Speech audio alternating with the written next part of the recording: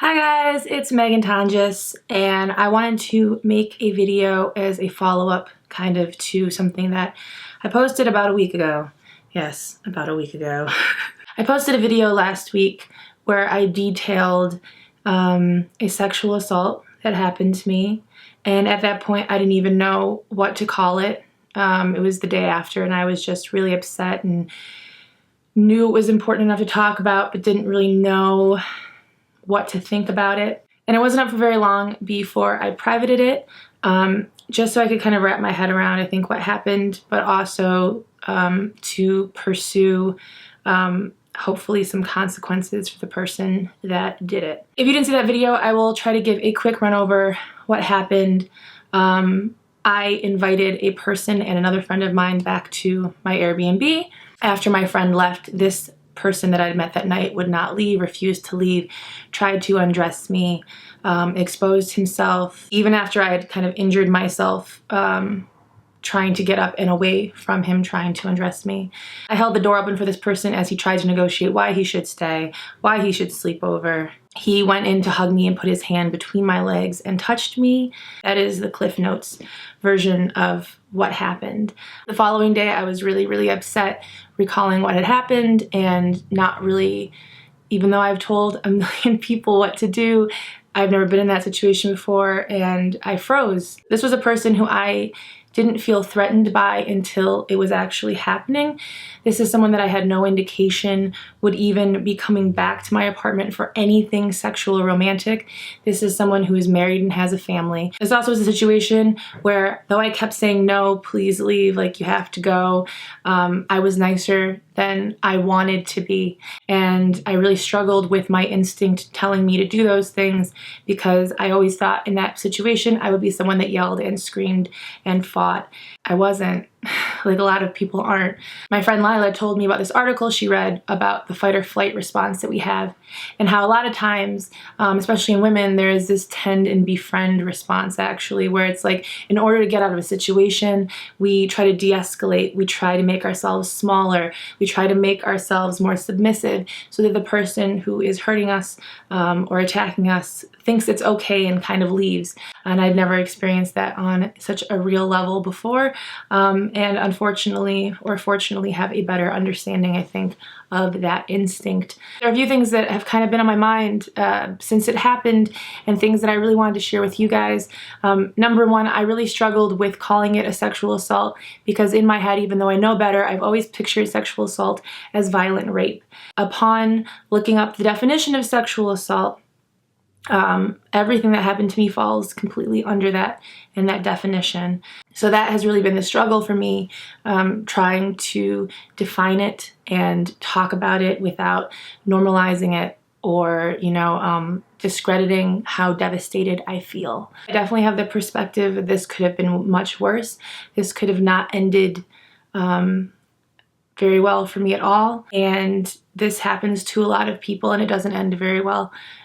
So I consider myself very, very lucky. This situation is about completely losing control, having control completely taken away from you, and figuring out how to get that back. And though there have been pretty serious consequences taken against this person, what has been hitting me hard today really has been the idea that something bad happened to this person doesn't make me feel better. It doesn't make me feel vindicated. It doesn't There's no retribution in it that makes me feel good. I just feel kind of numb about it. It doesn't take away anything that happened. It doesn't take away this feeling that I have. And as far as I know, and I really actually don't know, because I haven't spoken to this person at all. We never exchanged information. I don't know if this person feels any kind of guilt or remorse.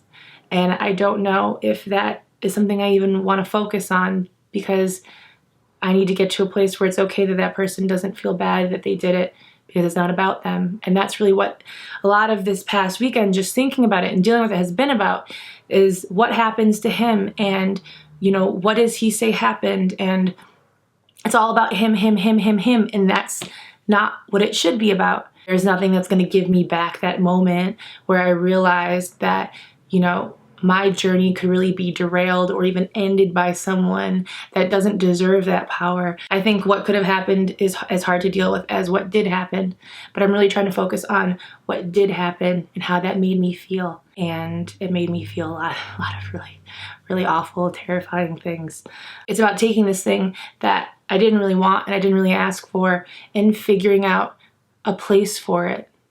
And figuring out for me, you know, so much of why I do YouTube and so much of why I do music and do all these things is because I want to feel less alone. I want to feel connected. I want to share my experience. And so how do I take something that's really awful and turn it into a teachable moment and turn it into a healing moment? And that's what I'm figuring out. I'm kind of in the middle of it right now. You know, really trying to remember that people can be good and that all men are going to hurt me, that I did exactly what my instincts told me to do and that I survived. And there are so many people who don't. And there are so many people who go through even more violent, more extensive versions of this that go on for years, that are committed by strangers, that are committed by people they're dating, that are committed by people that have raised them. I won't lie, I have this real anxiety about running into this person, having that recognition, that vague recognition of his face, the same way that I do for a lot of people that I've met briefly,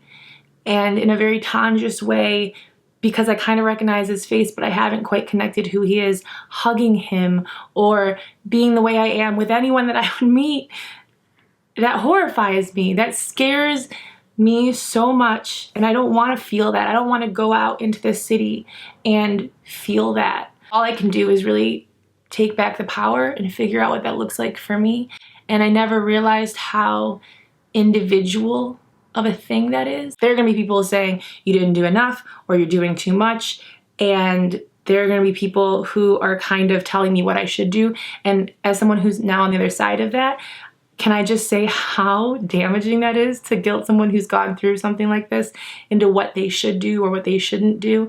I mean, it's a situation where your choice is completely taken away, and this is literally the only thing I have a choice over, is how I deal and how I move forward and how I heal from this and how I use this for something. Part of me taking power back is not necessarily talking about him, but talking about what happened. Finding out how to verbalize that in a way and make it something that you can understand so that the next time this happens to a person, they don't have to relive it to make it consumable for you. I want to talk about it so that other people recognize their own trauma. I had friends this weekend who saw my video for the brief time it was up and said, you know, I've had experiences like this that I just pushed away. I didn't think about it and tell anybody, and I didn't know what to call it. I want to put this into my art. I want to write about it because I feel like that's a place where I can't be silenced in any kind of way. And maybe I can make peace with it, or I could turn it into something beautiful and meaningful, the way that I have with other things that have happened in my life, the way that I have with my relationship with my body, the way that I have with my father disowning me, the things that I've been very, very vocal and very open about on this channel, because you guys have really seen me grow up over the past 10 years.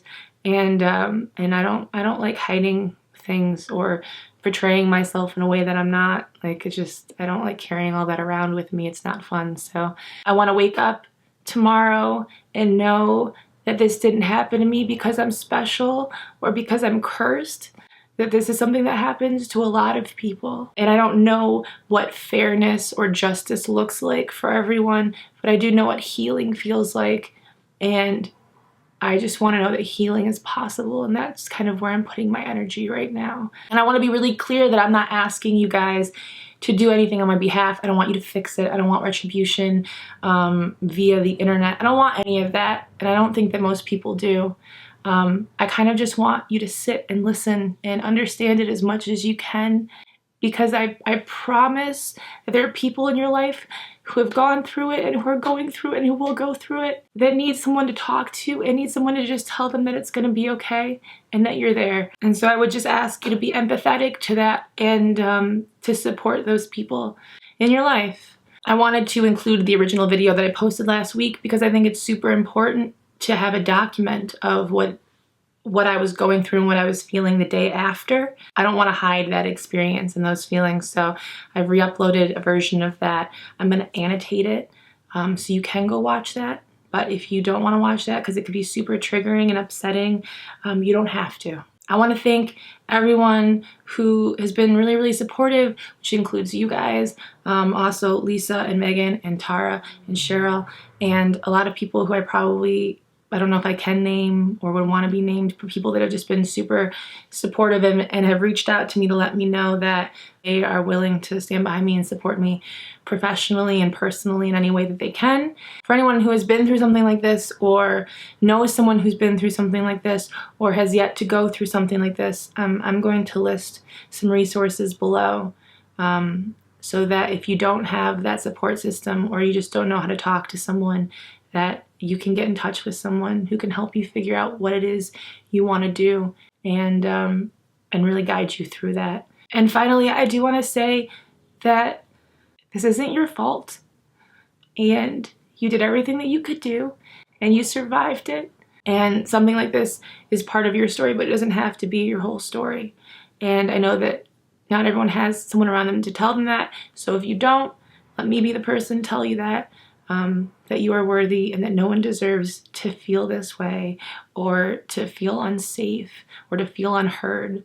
And I hope that the conversations around this kind of stuff change. And I hope that everyone can get access to the support that they need, and that we can just sit with each other and really be there for each other and listen, which is the most important thing, because in this situation you're not heard, and so to have people listen to you and sit with you is so important. As always, I really, really like your faces, and I will see you soon.